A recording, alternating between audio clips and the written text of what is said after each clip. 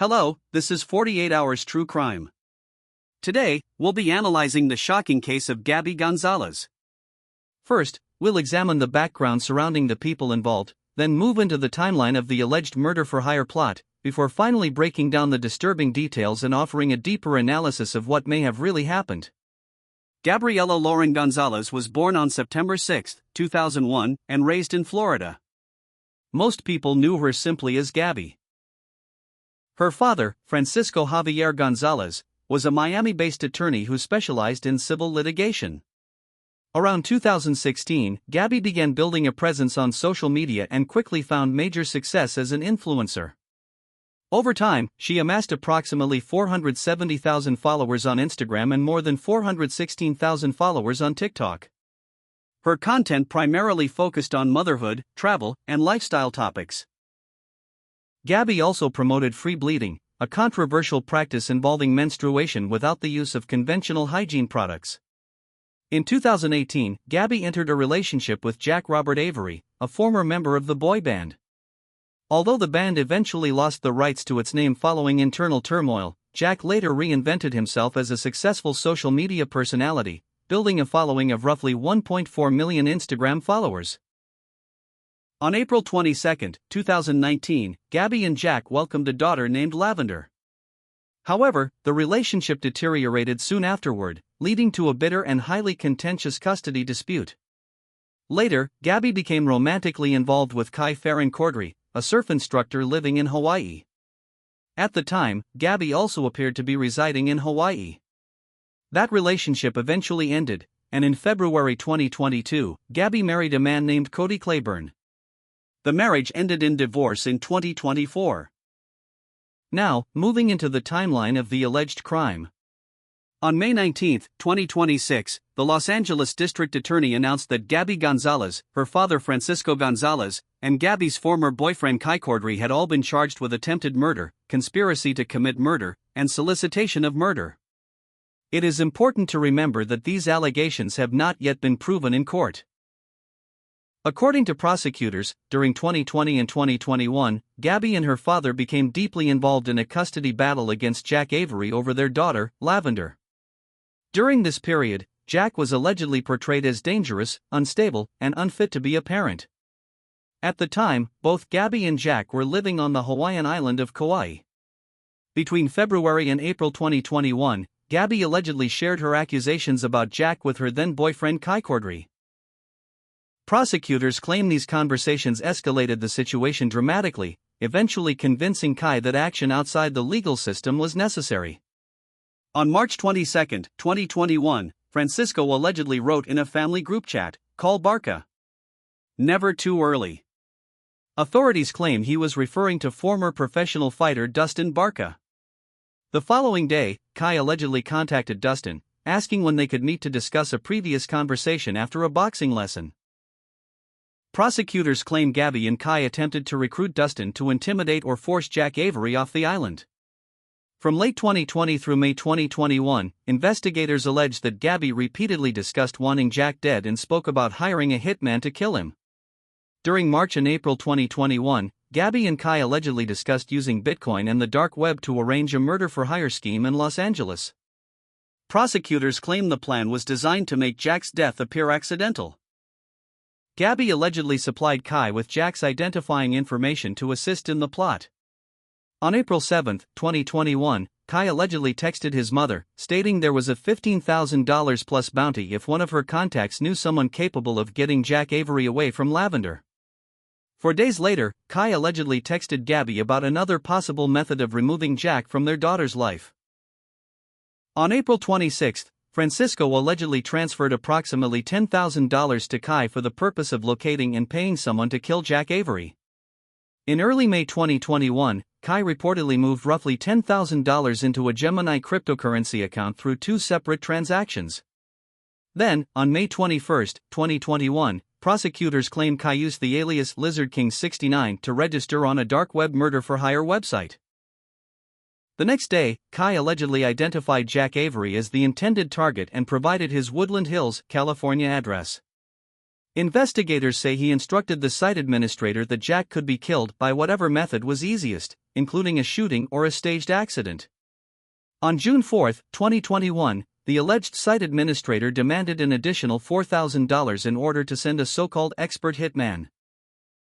The next day, Kai allegedly sent Francisco an invoice requesting the additional funds, which prosecutors say Francisco paid. By June 12, Kai allegedly confirmed payment and pushed for the killing to be completed quickly. 4 days later, investigators say Kai requested that Jack be killed within 2 days, adding that the method of murder did not matter. Then, on September 19, 2021, an undercover FBI agent posing as a hitman reportedly spoke with Kai by phone regarding the planned murder. During that call, Kai allegedly confirmed Jack as the target and discussed payment details along with proof of death. A few days later, Kai allegedly sent the undercover agent photographs, social media accounts, and additional identifying information about Jack Avery. On October 17, 2021, Kai allegedly told the undercover agent that Jack's ex-girlfriend, referring to Gabby, wanted the job completed. He also claimed Gabby's father, Francisco, still supported the plan financially. Authorities say Kai and the undercover agent established the code phrase "bull run" so Francisco could identify himself during future conversations. On December 20, 2021, Francisco allegedly used that code phrase during a phone call with the undercover agent. The following day, investigators say he verified the target and discussed payment arrangements. More than a year later, on October 20, 2022, Gabby and Kai allegedly discussed concerns about exposure during a recorded phone call. Gabby reportedly suggested speaking with her father because he had been handling most of it. Although California prosecutors did not reveal exactly what prompted these concerns, investigators believe the conspirators may have realized the murder-for-hire plot had either failed or been compromised. After a multi-year FBI investigation, federal authorities ultimately handed the case over to the state of California, which formally filed charges in May 2026. If convicted, Gabby Gonzalez, Francisco Gonzalez, and Kai Cordray each face potential sentences of 25 years to life in prison. Gabby was arrested in Northern California, while Francisco was arrested in Florida and awaits extradition to California. At the time this video was recorded, there were no confirmed reports of Kai being taken into custody. Gabby is currently being held on a $2 million bond. Jack Avery has also reportedly obtained a court order preventing Gabby from contacting either him or their daughter. Now, moving into the analysis. If investigators truly possess the evidence they claim to have, then all three defendants appear to have played active roles in the alleged conspiracy. According to authorities, Gabby allegedly initiated much of the hostility toward Jack, expressed desires for his death, and provided identifying information. Kai allegedly handled communications with both the dark web murder-for-hire website and the undercover FBI agent. Francisco allegedly financed the operation and personally communicated with the supposed hitman. One of the most fascinating aspects of this case is the dark web murder-for-hire site itself. Many so-called hitman-for-hire websites are complete scams designed to steal money from desperate or unstable individuals. That does not mean Jack Avery was never in danger, but it likely means the original website operators had no intention of carrying out an actual murder. What is surprising is not that Gabby and Kai allegedly believed the site was legitimate, but that Francisco, an experienced attorney, allegedly failed to recognize what appears to have been an obvious fraud. My personal theory is that Gabby had built an identity around being unconventional, rebellious, and free-spirited. Over time, she may have begun believing she could operate outside normal consequences. Motherhood was central to Gabby's online image and personal brand. Losing custody, or even sharing custody, may have felt completely unacceptable to her. According to investigators, Gabby repeatedly portrayed Jack as dangerous and unworthy of parental rights. Her father allegedly shared those beliefs and became equally invested in helping her win the custody battle. At some point, investigators believe the idea of murdering Jack emerged, and all three individuals allegedly accepted it. Kai became the operational middleman. Francisco allegedly became the financier. Gabby allegedly became the motivator and intended beneficiary. By late 2022, the trio may have realized the entire scheme had collapsed.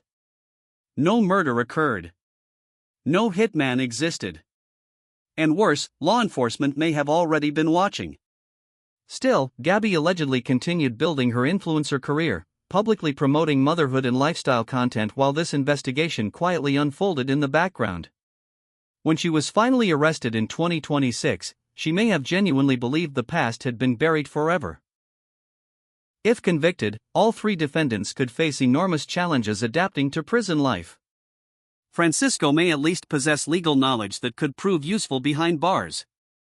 But there is very little demand in prison for travel influencers or surf instructors. Perhaps the most disturbing aspect of this entire story is how an online image centered around peace, freedom, and motherhood allegedly concealed a conspiracy involving murder-for-hire discussions, cryptocurrency transfers, and undercover FBI agents. Those are my thoughts on the case of Gabby Gonzalez. Thank you so much for watching, and I'll see you in the next one.